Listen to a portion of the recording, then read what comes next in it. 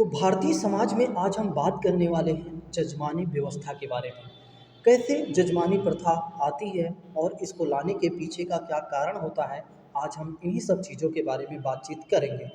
इसके पहले वाली क्लास में हमने देखा था कैसे समाज के एक वर्ग को यानी कि एक समूह को कैसे अस्पृश्य मान लिया गया था, कैसे छुआछूत जैसे चीज़ों की वजह से उनको समाज से बिल्कुल अलग रखा जाता था। कैसे उन्हें सड़कों पर जाने की अनुमति नहीं थी, मुख्य सड़कों पर जाने की अनुमति नहीं थी और कैसे उन्हें मुख्य गलियों में प्रवेश करने की अनुमति नहीं थी। तो इसके पहले वाली क्लास में हमने बहुत अच्छे तरीके से देखा था। जो हमारे नए साथी हैं वे क्या करें, पिछली क्लास को भी देखते आएँ। तो 1 से 2 बार उन क्लासों को आप ज़रूर देखिए, क्योंकि अगर 1 से 2 बार आप देखते हैं तो आपको आपका रिवीजन अच्छे से हो जाएगा और कहीं न कहीं टॉपिक और विषय पर आपकी पकड़ बहुत अच्छी हो जाएगी। आइए समझते हैं भारतीय समाज के बारे में, जजमानी व्यवस्था के बारे में। लेकिन जजमानी व्यवस्था को समझने से पहले आइए हम समझ लेते हैं कि कौन-कौन से हमारे न्यू इनिशिएटिव चल रहे हैं। जैसे कि बात करते हैं 2000 एमसीक्यू का हमने सीधा टारगेट किया हुआ है।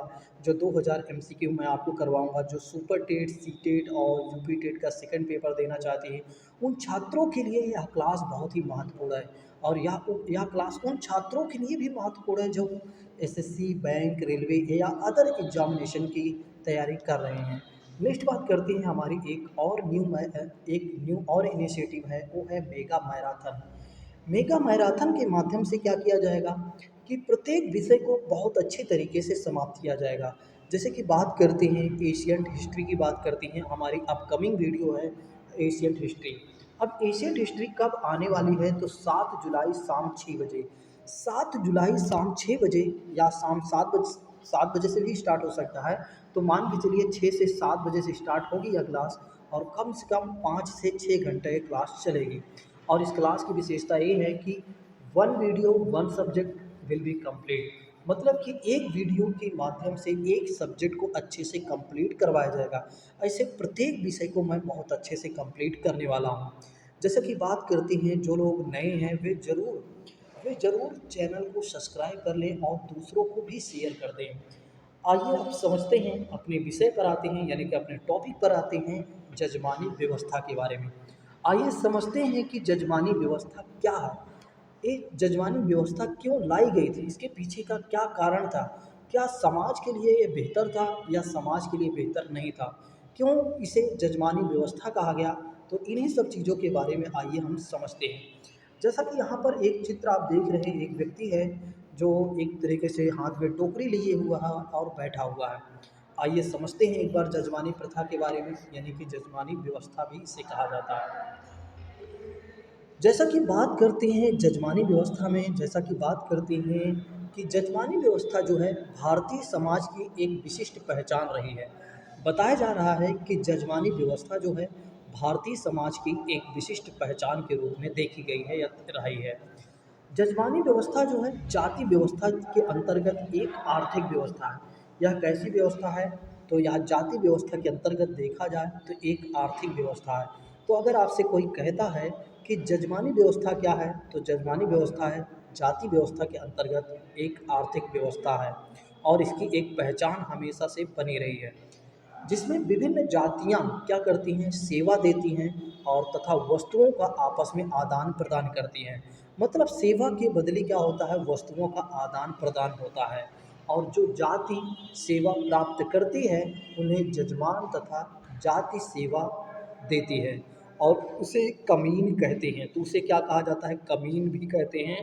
इस बात को आप लोग ध्यान रखिएगा। अब इसको आप ऐसे समझ लीजिए, देखिए इसको ज़्यादातर अगर देखा जाए तो उच्च जातियों और निम्न जातियों के बीच में यहाँ व्यवस्था चल रही थी। जैसे कि बात करते हैं जैसा कि बात करते हैं कि मान लीजिए उच्च जाति के लोग हैं, ठीक है, ये हैं उच्च जाति के लोग, आप जानते ही हैं, इसके पहले हमने आपको पढ़ा दिया है उच्च जाति के लोग कौन हैं। और दूसरा है निम्न जाति के लोग। देखिए अब उच्च जाति के यहाँ मान लीजिए शादी पड़ गई, क्या पड़ गई, शादी पड़ गई। उच्च जाति के लोग के यहाँ मान लीजिए ए नामक एक परिवार है जिसके यहाँ शादी पड़ गई। अब यहीं पर क्या है, निम्न परिवार का बी नामक एक परिवार है।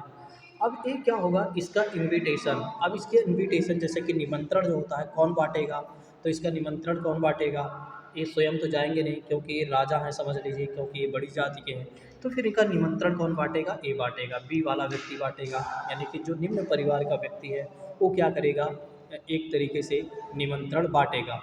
अब यहाँ पर बात ये आती है कि जब ये निमंत्रण बांटेगा तो इनके रिश्तेदारों तक पहुँचेगा। ठीक है, कौन पहुँचेगा? ये व्यक्ति इसके घर से जो भी इनविटेशन बांटने जाएगा तो उनके एक तरीके से रिश्तेदारों के यहाँ पहुँचेगा। समझिएगा, उनके रिश्तेदार मान लीजिए 1 2 3 ऐसे तमाम रिश्तेदार होंगे। तो जब ये व्यक्ति इन्हें इनविटेशन कार्ड देगा तो फिर ये क्या हुआ? इसने सेवा दिया, उसके बदले ये इन्हें क्या देंगे? वस्तु देंगे। अब वस्तु कुछ भी हो सकता है, जैसे गेहूँ हो सकता है, चावल हो सकता है, या अनाज हो सकता है, या पैसे हो सकता है। तो किसी भी प्रकार की जो चीज़ें दी जाती हैं, यानी कि सेवा के बदले क्या करना? वस्तुओं का आदान प्रदान। क्योंकि इन्होंने भी एक वस्तु दी थी ना, एक कार्ड समझ लीजिए दिया था, इनविटेशन दिया था। ठीक है, तो उसके बदले इन्हें क्या मिला? अनाज वगैरह मिला। तो इसी को कहा गया जजमानी प्रथा कहा गया। क्या कहा गया? जजमानी प्रथा या जजमानी व्यवस्था कहा गया। क्योंकि यहाँ पर और देखिए एक और बातें समझ लीजिए, जैसे कि ब्राह्मण वर्ग की बात करते हैं, जैसे कि जो पूजा सुनाते हैं। अब पूजा तो सभी लोग सुनाते नहीं, कर्मकांड यज्ञ सभी तो करवाते नहीं हैं। कुछ ही लोग होते हैं जो ऐसा काम करते हैं। तो वे जहाँ पूजा सुनाने जाते हैं वहाँ क्या देते हैं? वहाँ सेवा देते हैं। वहाँ क्या करते हैं? वहाँ ये लोग सेवा देते हैं। तो सेवा के बदले क्या होता है? उन्हें कुछ अनाज, कुछ वस्तुएँ वगैरह मिलती हैं जहाँ पर वे सेवा देते हैं। तो इसी को कहा गया है जजमानी व्यवस्था कहा गया है। मुझे लगता है कि अब आप लोग समझ गए होंगे। अब इसी को क्या कहा गया है? जो सेवा देने वाली जाति होती है उसे क्या कहा गया है? कमीन भी कहा गया है। इस बात को आप लोग ध्यान रखिएगा। तो उसे क्या कहा जाता है? कमीन कहा जाता है। ठीक, चलिए अब बात कर लेते हैं नेक्स्ट चीज़ों के बारे में। जैसा कि देखा जाए कि देश के विभिन्न भागों में इस व्यवस्था को अलग अलग नाम से जाना जाता है। तो देश में अगर देखा जाए तो इस व्यवस्था को एक नाम से नहीं बल्कि अलग अलग नाम से जाना जाता है, और इसे दाता आश्रित संबंध भी कहा जाता है। तो इसे क्या कहा जाता है? दाता आश्रित संबंध भी कहा जाता है। इस बात को आप लोग ध्यान रखिएगा। चलिए नेक्स्ट बात करते हैं जैसे कि पश्चिम के एक विद्वान हैं जिनका नेम है विलियम माइनर। विलियम माइनर कहते हैं, यानी कि इनका विचार ये है, ये अपने विचार में प्रस्तुत करते हैं कि जजमानी व्यवस्था एक समता मूलक क्या है? समता मूलक व्यवस्था है। अब आप सोच रहे होंगे सर समता मूलक क्या है? देखिए, समता मूलक का मतलब होता है ऐसा समाज जहाँ किसी के साथ कोई भेदभाव ना हो। ऐसा समाज जहाँ पर समानता हो उसे क्या कहा जाएगा? समता मूलक कहा जाएगा। तो समता मूलक से तात्पर्य हो जाता है ऐसा समाज जहाँ पर कोई भेदभाव ना हो, जहाँ पर समानता हो, उसे क्या कहा जाएगा? समता मूलक कहा जाएगा। क्या कहा जाएगा? समता मूलक कहा जाएगा। और विलियम माइनर साहब कहते हैं इसीलिए कि जजबानी व्यवस्था जो है एक समता मूलक व्यवस्था है।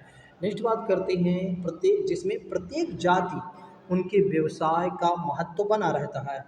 प्रत्येक जाति एवं उनके व्यवसाय का महत्व बना रहता है और उन्हें प्रतिस्पर्धा का सामना नहीं करना पड़ता है।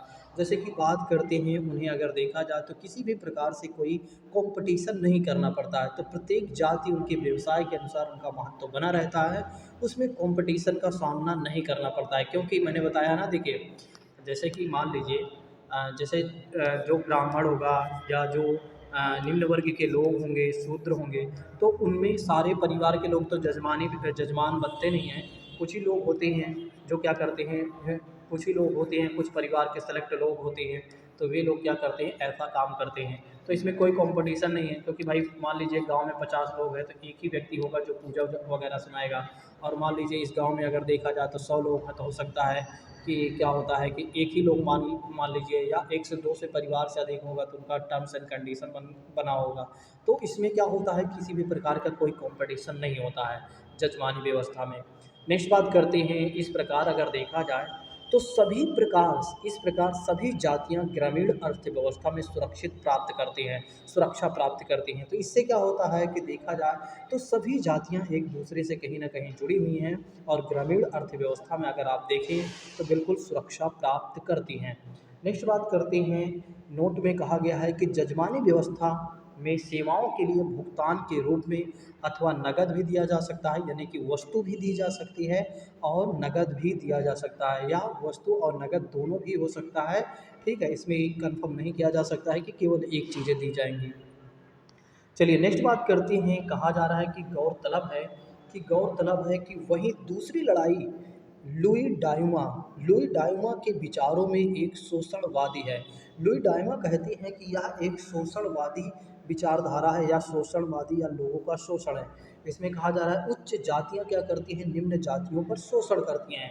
तो डायूमा कहते हैं कि भाई देखिए जो एक व्यवस्था चल रही है ये शोषणवादी है, क्योंकि उच्च जातियों को द्वारा निम्न जातियों का शोषण किया जा रहा है, बस और कुछ नहीं है।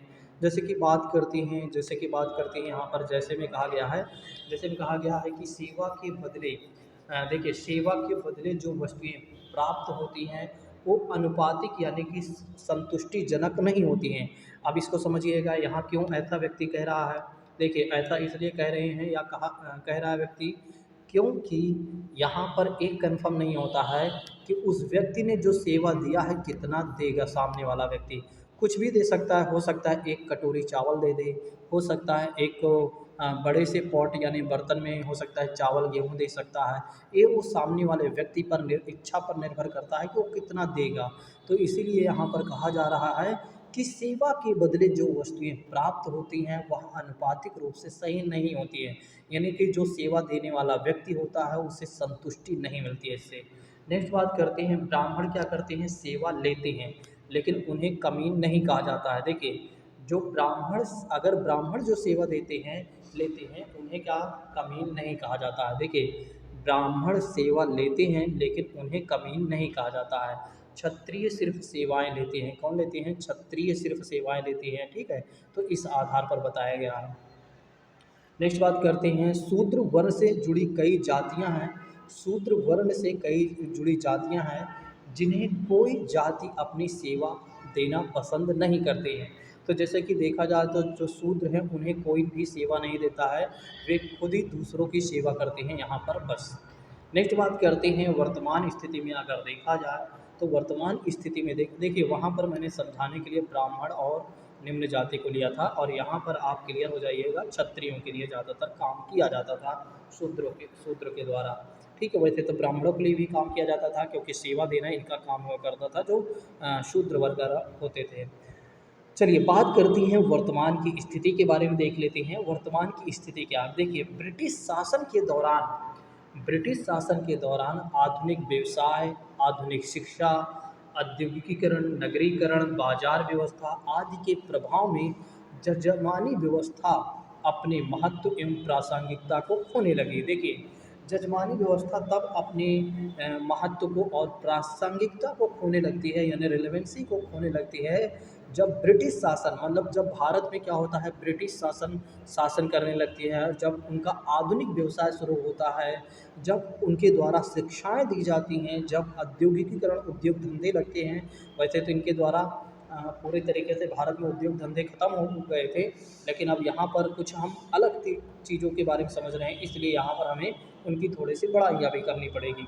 तो जैसे कि बात करते हैं ब्रिटिश शासन के दौरान जब आधुनिक व्यवसाय की शुरुआत होती है, जब उनके द्वारा क्या होता है शिक्षा दी जाती हैं, जब क्या होता है कि औद्योगिकीकरण शुरू होता है, जब नगरीकरण यानी शहरीकरण शुरू होता है, जब बाजार व्यवस्था ठीक ठाक होती है, तो इससे क्या होता है कि जजमानी व्यवस्था की महत्व कम होने लगती है, उसकी प्रासंगिकता भी कम होने लगती है, यानी कि कहीं ना कहीं उसकी रिलेवेंसी भी कम होने लगती है। चलिए नेक्स्ट बात कर लेते हैं, परिणामतः जजमान तथा कमीन दोनों में ही सेवा तथा वस्तुओं के आदान प्रदान के नियम भी शिथिल पड़ने लगे थे। अब इसमें क्या हो गया कि जो जजमान तथा जो कमीन हुआ करते थे उन दोनों में ही देखा जाए तो एक दूसरे में जो वस्तुओं का आदान प्रदान चल रहा था उसके नियम में कहीं ना कहीं एक तरीके से शिथिलता देखने को मिलती है, यानी कि उसमें कमी देखने को मिलती है। और उल्लेखनीय है कि यह व्यवस्था ग्रामीण भारत में आज भी सांकेतिक रूप से यदा कदा देखने को मिल जाती है। बिल्कुल सत्य बात है, अगर आप देखना चाहें तो आज भी गांव में कहीं न कहीं आप देखते होंगे कि भाई आपके यहाँ कोई, जैसे कि अगर आप देख सकते हैं वैसे कि आपके यहाँ भी लोग आज भी सेवाएँ देते हैं। कई लोगों क्या होते हैं कि वो जजमानी प्रथा को अभी भी नहीं छोड़े हुए हैं, ठीक है। अगर किसी व्यक्ति के यहाँ इन्विटेशन पड़ता है तो उच्च वर्ग के लोग के यहाँ तो फिर क्या होता है कि वे लोग क्या करते हैं उनकी उनके इनविटेशन को लेकर बाँटते हैं, और उससे सेवाएं देते हैं तो उन्हें क्या मिल जाता है, अनाज वगैरह मिल जाता है। तो ये सब सारी चीज़ें भी आज भी कहीं ना कहीं देखने को मिल सकती हैं। अब आइए बात करते हैं जाति पंचायत। तो अभी हमने देखा जजमानी व्यवस्था के बारे में, अब आइए समझ लेते हैं जाति पंचायत के बारे में। जैसा कि बात करते हैं जाति प्रथा को स्थायी बनाए रखने में जाति पंचायतों तथा जाति सभाओं का सबसे ज़्यादा महत्वपूर्ण योगदान रहा। देखिए, आज हमारे देश में या हमारे समाज में जो जाति व्यवस्था आज भी बनी हुई है, उसके पीछे का कारण कहीं न कहीं जो पंचायतें हुआ करती थी, जो एक तरीके से एक समाज हुआ करता था, तो उस समाज में पंचायतें हुआ करती थी, जाति की सभाएँ वगैरह हुआ करती थी। तो इसके वजह से कहीं न कहीं इसकी वजह से क्या है कि आज भी जाति व्यवस्था चलती आ रही है। नेक्स्ट बात करते हैं यह जाति पंचायत व्यवस्था। यह जाति पंचायत व्यक्ति को जाति बहिष्कार और जाति भोज और तरह तरह की प्रायश्चितता का भय दिखाकर व्यक्तियों को जाति के नियमों का पालन करने के लिए बाध्य करते थे। देखिए, दरअसल क्या होता है कि ये जो जाति पंचायतें हुआ करती थी, जो जाति सभाएँ हुआ करती थीं, वे क्या करते थे कि कहीं न कहीं लोगों को, अगर कोई व्यक्ति दूसरे जाति में जाकर शादी विवाह या कुछ काम कर लेता था या किसी भी प्रकार की चीज़ें वो कर लेता था, तो सामने वाला जो व्यक्ति हुआ करता था या जो पंचायतें हुआ करती थी, इस बात का हमेशा उन्हें भय दिखाते थे कि अगर आप ऐसा करते हैं, ठीक है, या किसी के मन में ऐसा चल रहा है तो उसका जाति बहिष्कार कर दिया जाएगा। उसे एक तरीके से कहने का मतलब ये है, भोज वगैरह देने का अनुमति नहीं मिलेगी। उसे समाज में रहने का एक तरीके से क्या है कि अवसर नहीं मिलेगा, उसे समाज से बाहर कर दिया जाएगा। तो इन्हीं सब नियमों की वजह से क्या है कि कहीं न कहीं हमारे देश में आज भी जाति व्यवस्था कायम है। जैसे कि आप देखते हैं आज भी क्या होता है, अगर कोई व्यक्ति किसी दूसरी जाति में जाकर शादी विवाह कर लेता है, तो उस जाति के पूरा लोग खड़े होकर इस बात के खड़े हो जाते हैं कि भाई ऐसा तुमने क्यों किया? यदि आज तुमने ऐसा कर लिया है, कल कोई और ऐसा कर ले सकता है, ठीक है? तो इसकी वजह से कहीं न कहीं आज भी वो चीज़ें कायम बनी हुई हैं। आज भी आप देखते हैं कि कुछ जाति के संरक्षणकर्ता होते हैं, जिनको लगता है कि मैं ही पूरी जाति का मालिक हूँ, या एक तरीके से आप देखते हैं कि कोई व्यक्ति होता है जो बोलता है मैं समाज का संरक्षक हूँ, कोई बोलता है कि मैं धर्म का संरक्षक हूँ। कुछ लोग होते हैं जो अपने आप को ही दिखाने का प्रयास करते हैं, क्योंकि वे बदलना नहीं चाहते हैं, क्योंकि कहीं न कहीं इसके वजह से क्या है कि उनकी रोटियां जो है चल रही हैं। तो ये बातें कड़वी हैं थोड़ा सी। यहाँ मुझे किसी व्यक्ति को आहत पहुँचाने का कोई औचित्य नहीं है, बस केवल और केवल मैं समझाने का प्रयास कर रहा हूँ। तो जब बातें यहाँ पर आती हैं तो मुझे लगता है बताना चाहिए। ठीक है, तो इस बात को ध्यान रखिएगा, क्योंकि मेरा किसी भी व्यक्ति को टारगेट करने का कोई उद्देश्य नहीं है, और ना ही कभी मेरा उद्देश्य ऐसा होता है। यदि किसी गांव में किसी जाति विशेष का परिवार कम होता था, तो वे आमतौर पर निकटवर्ती गाँवों के जाति पंचायत से जुड़ जाते थे। दरअसल क्या होता था, जब किसी गाँव, मान लीजिए कोई गाँव है, वहाँ किसी जाति विशेष का परिवार अब कम हो गया, उनकी जातियों की जनसंख्या कह सकते हैं या परिवार कम हो गया, तो वे क्या करते थे, जो नज़दीकी जाति पंचायत हुआ करते थे गाँव के, वहाँ पर जाकर वे लोग जुड़ जाते थे, मतलब उनसे ही अपना पूरा संबंध बना कर रखते थे। ठीक है, उन्हीं के नियमों पर वे चलते थे। चलिए नेक्स्ट बात कर लेते हैं। थोड़ा सा 1 मिनट अगर आप लोग दें तो फिर आगे बढ़ता हूँ, बस पानी पी लो।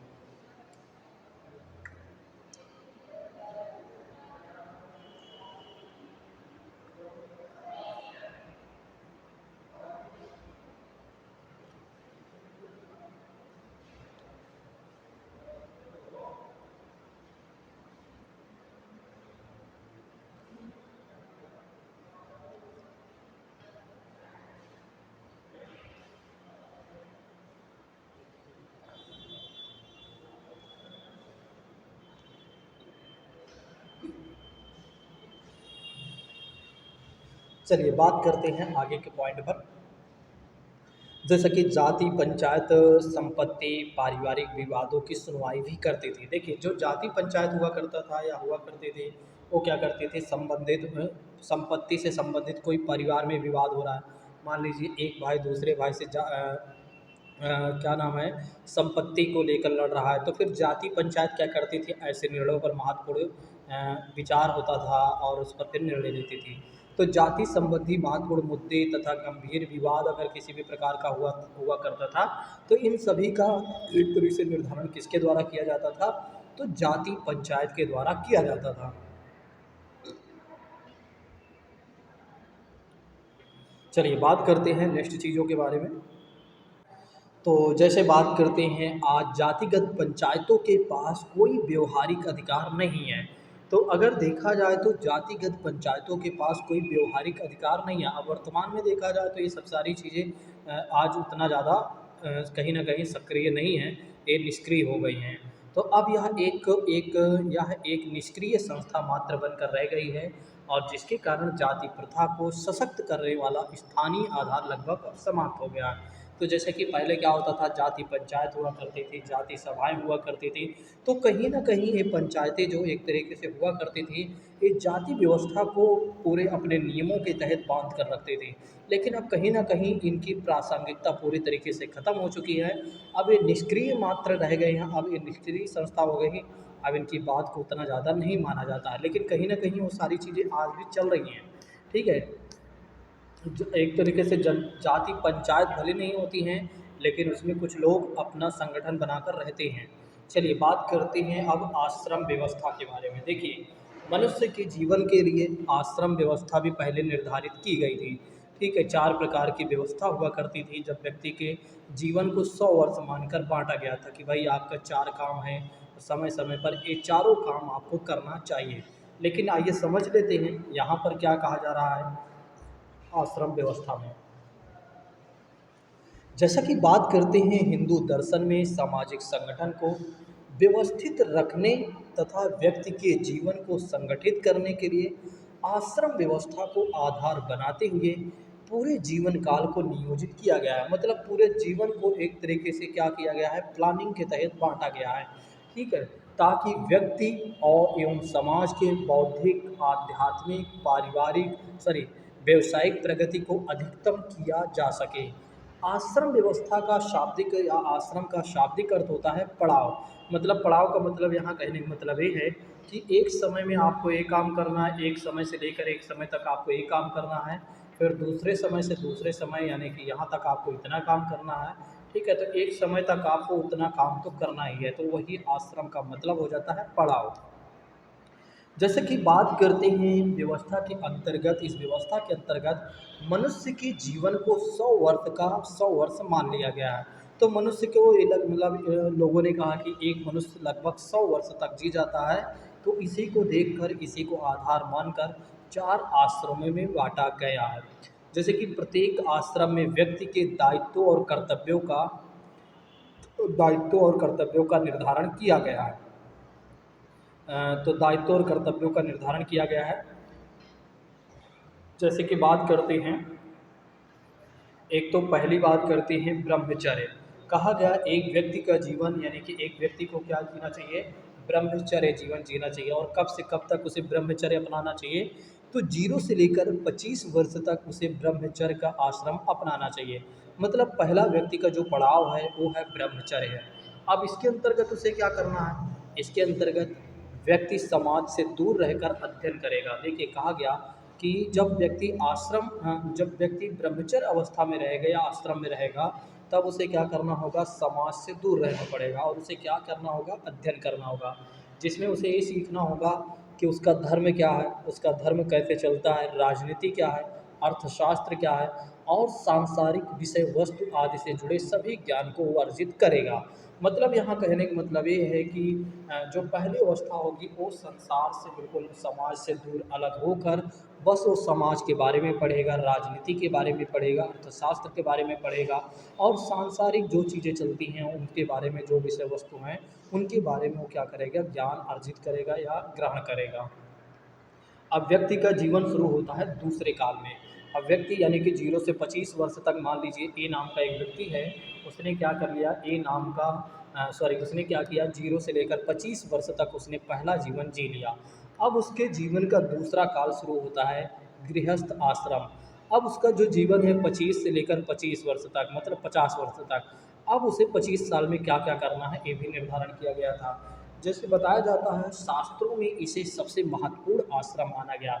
तो सबसे महत्वपूर्ण पड़ाव अगर देखा जाए तो यही माना गया है गृहस्थ आश्रम, जिसमें व्यक्ति को क्या करना है, विवाह करना है। विवाह के द्वारा सांसारिक जीवन में उसे प्रवेश करना है।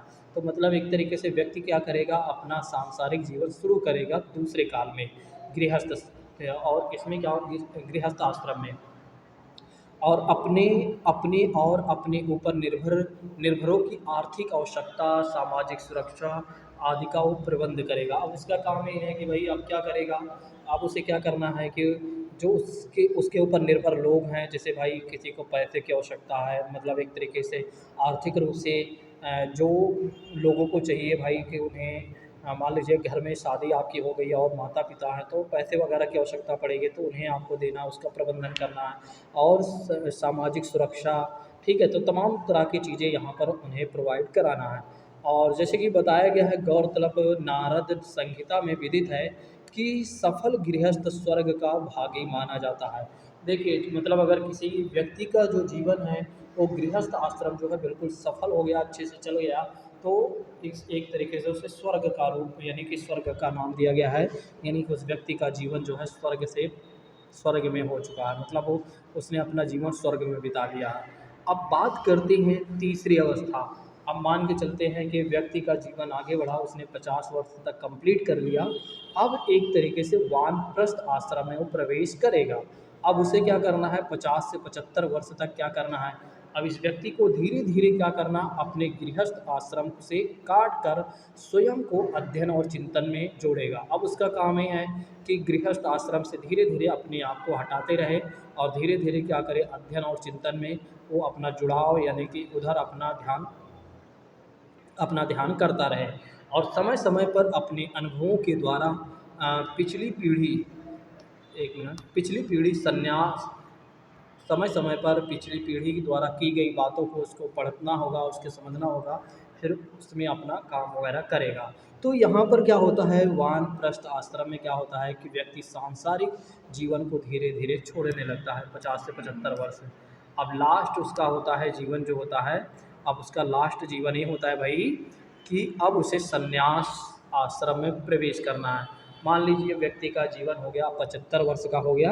अब 75 वर्ष से लेकर 100 वर्ष तक उसका जीवन जो है अब कैसे चलेगा, आइए समझ लेते हैं। कुल मिलाकर संन्यास जीवन जिएगा। जब व्यक्ति घर तथा समाज को त्याग देता है तो वन में गमन करता है, घूमता है अपना, और अध्यात्म में लिप्त हो जाता है, जीवन मरण के चक्र से मुक्त हो जाता है, ठीक है, और मुक्त होने के लिए प्रयासरत रहता है, मतलब वो चाहता है कि भाई अब मुझे मुक्ति मिल जाए। और इस प्रकार कहा जा सकता है कि एक हिंदू के जीवन में उपरयुक्त चारों वर्णों को मिलाकर आश्रम व्यवस्था का निर्माण होता है। तो चारों वर्णों को मिलाकर देखा जाता है तो उसे क्या कहा गया है, आश्रम व्यवस्था कहा गया है। इस बात को ध्यान रखिएगा। वैसे अब ये सब सारी चीज़ें कम हो गई हैं, अब इसकी प्रासंगिकता बिल्कुल धीरे धीरे कम होती चली गई हैं, क्योंकि 0 से 25 वर्ष तक व्यक्ति क्या करता है, उसके बाद क्या करता है, उसके बाद क्या करता है, उसके बाद क्या करता है, वो सब आप जानते हैं। ठीक है कि आजकल व्यक्ति कहते हैं, ठीक है, मरते मरते भी पैसे का मोह नहीं छोड़ते हैं। आपने देखा है कि अगर किसी व्यक्ति का जीवन मात्र 1 घंटा बचा है तब भी वो क्या करेगा, अगर किसी व्यक्ति के ज़मीन हड़पना हो तो हड़प लेगा, ठीक है, क्योंकि उसे उसे पता है कि अब तो मैं मरने वाला हूँ और मैं मरने से पहले क्या कर लूँ कि लोगों अपने घर वालों के लिए बना के इतनी चीज़ें चला जाऊँ। लेकिन वो ये नहीं सोचेगा वो दूसरों की संपत्ति है, बस उसे तो ये लगेगा कि दूसरे की नहीं, वो अपनी हो जाए बस, ठीक है। तो वो तो आप जानते ही होंगे, इतना तो आप समझदार हैं ही। अगर यूपीएससी की प्रिपरेशन कर रहे हैं तो अब आपकी समझ तो इतनी बढ़ ही गई होगी।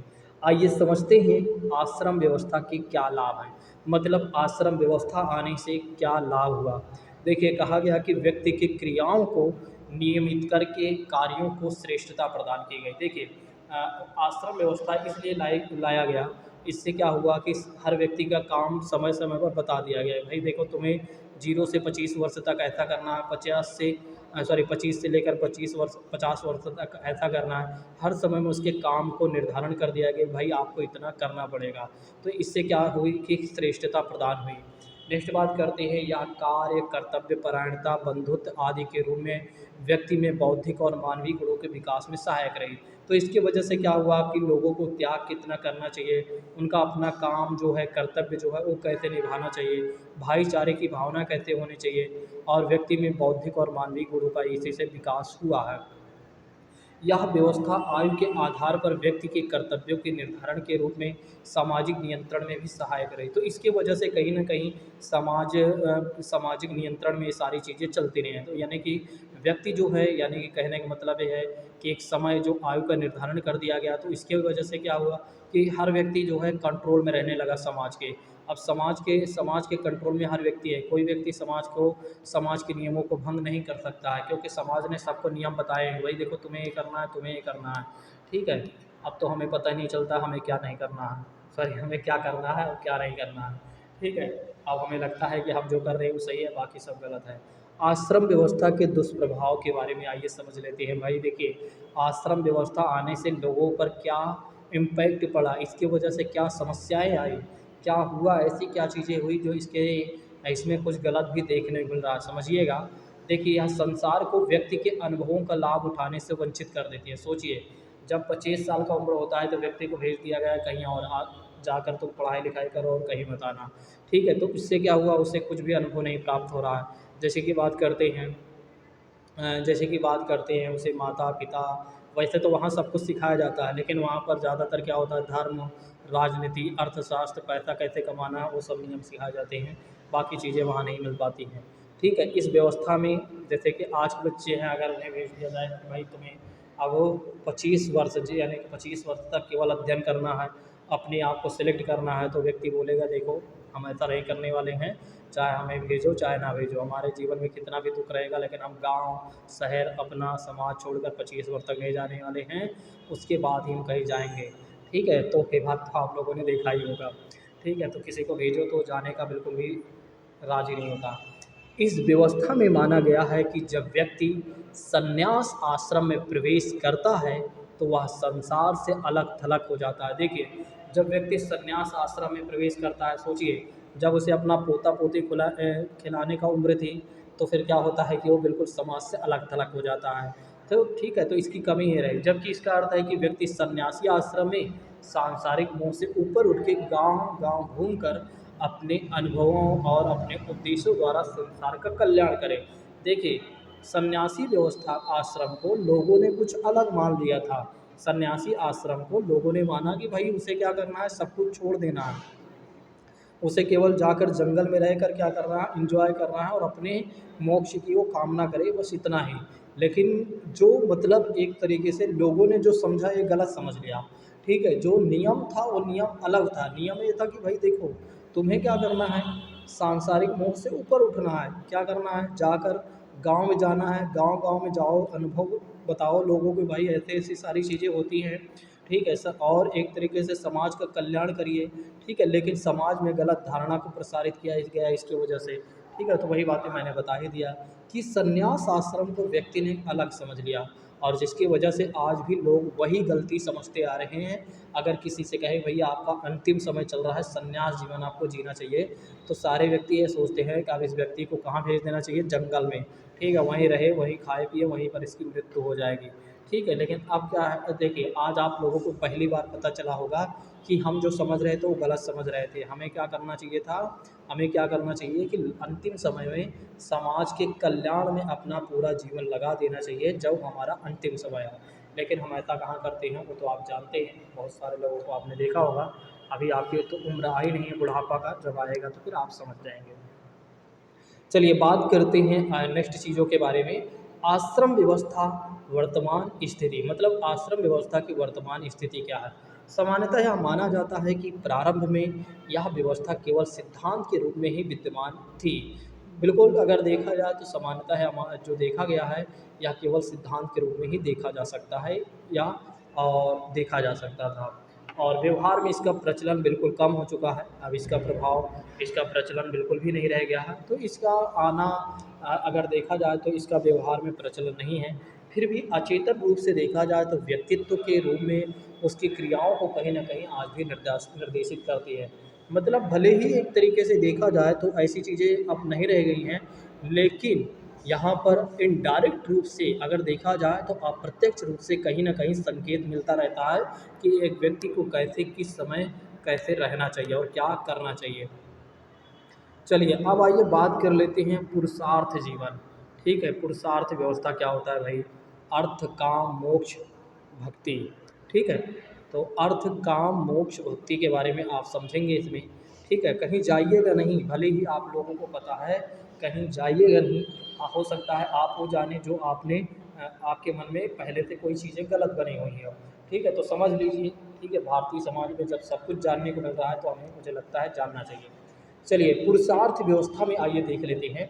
यहाँ पर कहा जा रहा है कि यह व्यवस्था भारतीय समाज की पहचान बनी रही है, यानी कि एक पहचान रही है कि पुरुषार्थ जीवन के उद्देश्यों एवं लक्षणों से संबंधित व्यवस्था है, जिसमें क्या करना है कि पुरुषार्थ यानी कि पुरुष के चार काम हैं। एक तो धर्म, दूसरा अर्थ, तीसरा काम, चौथा मोक्ष प्राप्त करना। चारों के बारे में अभी हम समझेंगे।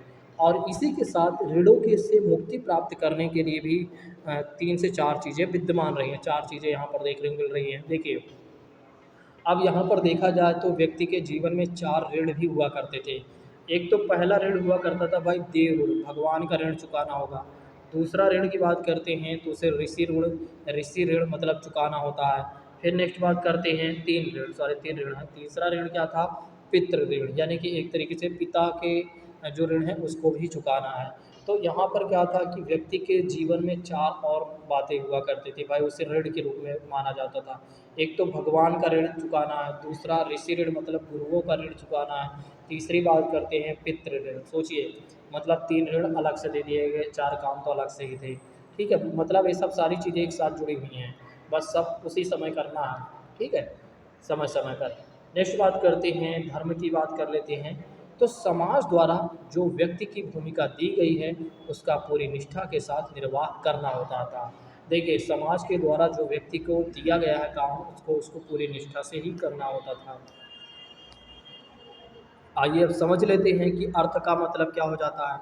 देखिए, अर्थ के मतलब अगर देखा जाए तो अर्थ का मतलब यहाँ पर हो जाता है कि इस समय व्यक्ति को क्या करना होता है। सांसारिक दायित्वों को पूरा करने से, अर्थात आर्थिक उत्पादन और अपने ऊपर निर्भरों की आवश्यकता की पूर्ति करने से। मतलब इस समय उसे क्या करना है, केवल और केवल पैसे कमाना है और लोगों की जो आवश्यकताएं हैं, घर वालों की उनकी आवश्यकताओं को पूरा करना है।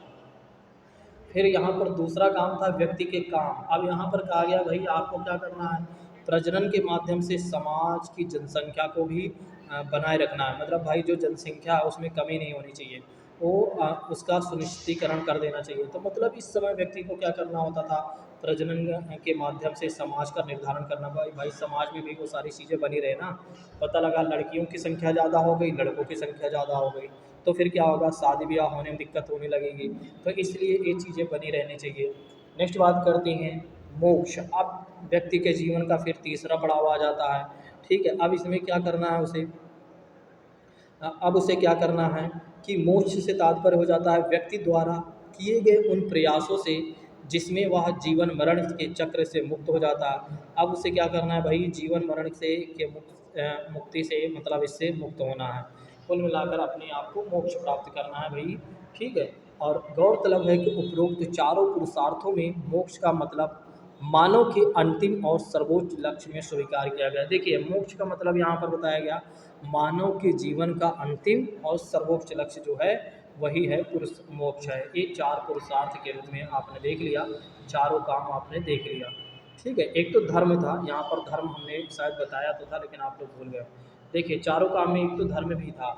समाज द्वारा जो व्यक्ति को काम दिया गया है उसे पूरी निष्ठा से काम करना है, यानी कि धर्म का प्रचार प्रसार जो भी होता है, धर्म के बारे में लोगों को जानकारी देना है, तो उसका काम एक ये हुआ करता था। दूसरा काम क्या था, अर्थ पैसा कमाना, काम से जनसंख्या को बनाए रखना, और मोक्ष अंतिम यात्रा। ठीक है, चलिए नेक्स्ट बात करते हैं। मोक्ष प्राप्ति के तीन मार्ग बताए गए। देखिए, अगर मोक्ष के ऐसा नहीं है कि केवल एक ही मार्ग से मोक्ष प्राप्त हो जाएगा, इसके भी तीन मार्ग थे। एक तो पहला मार्ग था ज्ञान। ज्ञान के माध्यम से आप क्या कर सकते हैं, मोक्ष की प्राप्ति कर सकती है। भक्ति के मार्ग पर आप चलिए, आपको मोक्ष मिल जाएगा। और कर्म मार्ग, जिसमें कर्म मार्ग अत्यधिक लोकप्रिय रहा, अगर आपके अच्छे कर्म हैं तो कहीं ना कहीं आपको अच्छा मोक्ष प्राप्त होगा। हिंदू समाज ने धर्म में, अभी हम समझेंगे अच्छा मोक्ष का मतलब, हिंदू समाज में धर्म अर्थ काम के समन्वित रूप को त्रिवर्ग की संज्ञा दी है। देखिए, धर्म अर्थ और काम को जोड़ने के बाद इनको तीनों को क्या कहा गया, त्रिवर्ग कहा गया। और जिसके माध्यम से मनुष्य अपने अंतिम लक्ष्य मोक्ष को प्राप्त कर लेता है। तो इसके माध्यम से व्यक्ति क्या कर सकता है कि अपने मोक्ष को प्राप्त कर सकता है। ठीक है, तो मोक्ष की प्राप्ति के लिए तीन मार्ग, ज्ञान मार्ग, भक्ति मार्ग, कर्म मार्ग। कर्म मार्ग जो था सबसे अच्छा लोकप्रिय था, जो कि वर्तमान में भी देख सकते हैं थोड़ा बहुत। ठीक है, ये सब इनडायरेक्ट रूप में है, डायरेक्ट कुछ भी नहीं है। नेक्स्ट बात करते हैं पुरुषार्थ की सार्थकता, मतलब ये जो हमने चार नियम लाए उससे हमें क्या सही है, मतलब कितना सार्थक है ये। ठीक है, कितना लोगों के लिए रिलेवेंट रहा, कितना नहीं रहा, आइए समझ लेते हैं पहले कि कितना लोगों के लिए यह सार्थक रहा। ठीक, देखिए, अर्थ और काम को पुरुषार्थ या मोक्ष प्राप्ति के साधन के रूप में स्वीकार करके मानव जीवन के व्यवहारिक पक्ष को महत्व प्रदान किया गया। तो इससे क्या हुआ कि इससे क्या हुआ, मानव समाज के व्यवहारिक पक्ष को क्या दिया गया, महत्व दिया गया। और इन दोनों पुरुषार्थों का सामंजस्य समाज की निरंतरता बनाए रखने में सहायक रहे। तो इसके वजह से कहीं ना कहीं समाज की जो निरंतरता है वो हमेशा बनी रही। नेक्स्ट बात करते हैं, या धर्म को मोक्ष प्राप्ति के निर्देशन के रूप में स्वीकार करके मनुष्य के काम और अर्थ संबंधी मूल प्रवृत्ति को नियंत्रित करने में भी सहायक रहा। तो इसकी वजह से देखा जाए तो मनुष्य के काम और अर्थ संबंधी मूल प्रवृत्ति में भी यह सहायक रहा। नेक्स्ट बात कर लेते हैं, और आज के लास्ट टॉपिक हमारा होगा। नेक्स्ट बात करते हैं इसके सार्थकता में। जैसे देख सकते हैं, कहा जा रहा है कि मोक्ष को परम लक्ष्य के रूप में स्वीकार करके महान व्यक्तित्व के विकास के द्वारा जन कल्याण और समाज की प्रगति में सहायक हो सकता है। तो इसकी वजह से कहीं ना कहीं समाज कल्याण भी हुआ लोगों का, मतलब ये हुआ कि इसकी वजह से कहीं ना कहीं समाज का भी भला अच्छा हो जाएगा। इस प्रकार यह हो सकता है, उसके लिए उसमें इसने सहायता दिया। इस प्रकार आश्रम व्यवस्था पुरुषार्थ की अवधारणा भौतिक आध्यात्मिक जीवन में संतुलन लाने का प्रयास थी। इसके माध्यम से सामाजिक संतुलन बनाना और व्यक्ति की स्वतंत्रता पर सामाजिक नियंत्रण स्थापित करना था। तो सामाजिक नियंत्रण स्थापित करना था, तो इसके वजह से हमने क्या किया कि एक तरीके से पुरुषार्थ को जो नियम है उसको हमने लाया, मतलब कि हमारे जो मतलब एक तरीके से समाज के लोगों ने इस चीज़ को लाया। वस्तुतः यह आश्रम व्यवस्था अपनी अगली पीढ़ी को उत्तरदायित्व देने के लिए भी महत्व हुआ करती थी, और इस तरह इसकी गतिशीलता के साथ जुड़ जाती थी। तो इस तरह ही हमेशा अपना गतिशील अवस्था में बनी रहती थी, एक के बाद एक ना। ठीक है, जैसे मान लीजिए आपके पिताजी ने इतना सारा जीवन बिताया, उसके बाद आप बिताएंगे, उसके बाद आपका पुत्र बिताएगा, उसी तरह से उसका पुत्र बिताएगा, तो उसी तरह की कंटिन्यूटी हमेशा चली रहेगी, चलती रहेगी। लेकिन अगर देखा जाए तो आज क्या इसकी प्रासंगिकता उतनी ज़्यादा है, नहीं है। ठीक है, उतनी ज़्यादा नहीं है, अब लोग इन सब चीज़ों को नहीं ध्यान देते हैं। अब जैसे जो चल रहा है वैसे ही चलने देते हैं। अब तो लोग ये मान लेते हैं हम मेहनत कर रहे हैं, भगवान जी अगर हमें आगे बढ़ाना होगा तो बढ़ाएंगे, हमारी किस्मत होगी तो आगे बढ़ेंगे। ठीक है, जो भी जीवन में होगा हम सब देखेंगे। अब हमें इस हिसाब से नहीं चलना है कि हमें कब पैसे कमाना है, लेकिन हाँ हमें जानते ज़रूर हैं, इनडायरेक्ट रूप में समझते सब हैं कि हमें कब क्या करना है। ठीक है, लेकिन अब उस तरह का कड़ा नियम कुछ नहीं है कि व्यक्ति को क्या करना है। जैसे पहले क्या होता था कि अगर कोई भी व्यक्ति समाज के नियमों का उल्लंघन करता था तो चार व्यक्ति जुट जाते थे, हाँ भाई तुम क्या कर रहे हो आजकल, तुम जा काहे नहीं रहे हो, तुम यहाँ क्यों बैठे हो। ठीक है, तो ऐसे तमाम चीज़ें, सारी चीज़ें आती हैं। ठीक है, आती थी उस समय, लेकिन अब उतना ज़्यादा नहीं है। आज भी है, ऐसा नहीं है आज नहीं है, आज भी ये सारी चीज़ें आप देख सकते हैं, लेकिन इनडायरेक्ट रूप में। जैसे कि आप देखते हैं आज कैसे दिखता है, जैसे मान लीजिए आप 10 दिन, मान लीजिए आप तैयारी कर रहे हैं। ठीक है, मान लीजिए आप गाज़ियाबाद, मुखर्जी नगर, प्रयागराज, पटना, कहीं पर भी आप गए हों। ठीक है, घर से बाहर आप चले जाइए गाँव, और 10 दिन आप रुक जाइए, आपके गांव वाले लोग पूछने लगेंगे, हाँ भैया यहाँ काहे रुके हो, तुम तो पढ़ने गए थे, तुम तो ये करने गए थे, वो करने गए थे, क्या हुआ। अब जब मान लीजिए तुम नौकरी ढूंढने के लिए शहर आ गए, हो सकता है तुम्हें नौकरी नहीं मिली, तुम गांव चले गए एक बार, तो गांव वाले पूछने, हाँ भैया कहे नौकरी नहीं मिली, क्यों नहीं मिली, क्या कर रहे थे, वहाँ किस तरह का काम मिल रहा था, अरे भैया कुछ तो मिल जाता उसको कर लेते, तमाम तरह की सारी चीज़ें बताने लगते हैं। अब पता लगा शादी की वही बात आ जाती है। ठीक है, शादी भाई क्यों नहीं कर रहे हो, क्या है, दुनिया भर की ये सारी चीज़ें आने लगती है, क्या रीज़न है भाई शादी तुम क्यों नहीं कर रहे। तो दुनिया भर की ये सब सारी चीज़ें आज भी हैं, बस उस तरह के कड़े नियम नहीं हैं। अब लोग कहते हैं तो सामने वाला व्यक्ति खुद ही अपने आप में शर्मिंदगी महसूस करता है, क्योंकि उसे स्वयं का जो सेल्फ रिस्पेक्ट है उसे भी तो बचाए रखना है ना। ठीक है, आत्मसम्मान जिसे कहा जाता है। ठीक है, तो लोग आत्मसम्मान से जोड़ते हैं कि भाई अगर मैंने ऐसा नहीं किया तो लोग मेरे पड़ोसी जो होंगे, मेरे जो एक तरीके से शुभ चिंतक होंगे, कहीं ना कहीं वो मुझे परेशान करेंगे। ठीक है, तो व्यक्ति आज उस चीज़ से डर के काम कर रहा है। नियम वही है, सारा कुछ नियम वही है जो पहले चल रहा था, अब किसी को कहना नहीं पड़ता। अब लोग अपने से समझ जाते हैं कि मुझे ये नहीं करना है और ये करना है। ठीक है, तो यही सारी चीज़ें हैं। बाकी आपके राय में क्या हो सकता है ये आप देख लीजिएगा। ठीक है, मेरे राय में और मेरे समझ में जहाँ तक ये सारी चीज़ें देखने को मिल रही हैं, मैंने आपको बताने का प्रयास किया हुआ है। लास्ट बातें देख लेते हैं आज का। पुरुषार्थ की जो नियम है उसकी निरर्थकता क्या होती है, भाई इसमें क्या समस्याएं आती हैं। जैसे मोक्ष को जीवन में अंतिम श्रेष्ठ लक्ष्य के रूप में स्वीकार करके व्यवस्था ने क्या किया, भौतिक जगत के विकास की उपेक्षा की, यानी कि यह लौकिक जगत के विकास की उपेक्षा की, जिससे एक स्थिर व गतिहीन सामाजिक व्यवस्था की स्थापना हुई। तो बताया जाता है इसके वजह से क्या हुआ कि सामाजिक व्यवस्था कहीं ना कहीं वो गतिहीन हो जाती है। ठीक है, या गतिहीन सामाजिक व्यवस्था की स्थापना होती है। तो आज की क्लास में हमने देखा, दो बातें हमने देखा, तीन बातें हमने देख लिया। एक तो हमने देखा एक तो हमने देखा जजमानी व्यवस्था देखा। क्या देखा हमने, जजमानी व्यवस्था देखा। फिर दूसरी बातें हमने देखा भाई आश्रम व्यवस्था देखा हमने, कि आश्रम व्यवस्था क्या होती है। और तीसरी बातें हमने देखा पुरुषार्थ जीवन, मतलब एक व्यक्ति का जीवन, पुरुषों का जीवन कैसा होना चाहिए और किस समय उन्हें कौन सा निर्णय लेना चाहिए, या उस समय किस समय उन्हें क्या करना चाहिए, वो समाज के द्वारा निर्धारण किए गए नियमों के हिसाब से चलना होता था। यदि आप लोगों को यह क्लास अच्छी लगी हो तो एक बार कमेंट वगैरह ज़रूर करिएगा। आज थोड़ा सा क्लास में मैंने एक तरीके से कहीं ना कहीं ऑफलाइन जैसे पढ़ाने का मैंने प्रयास किया।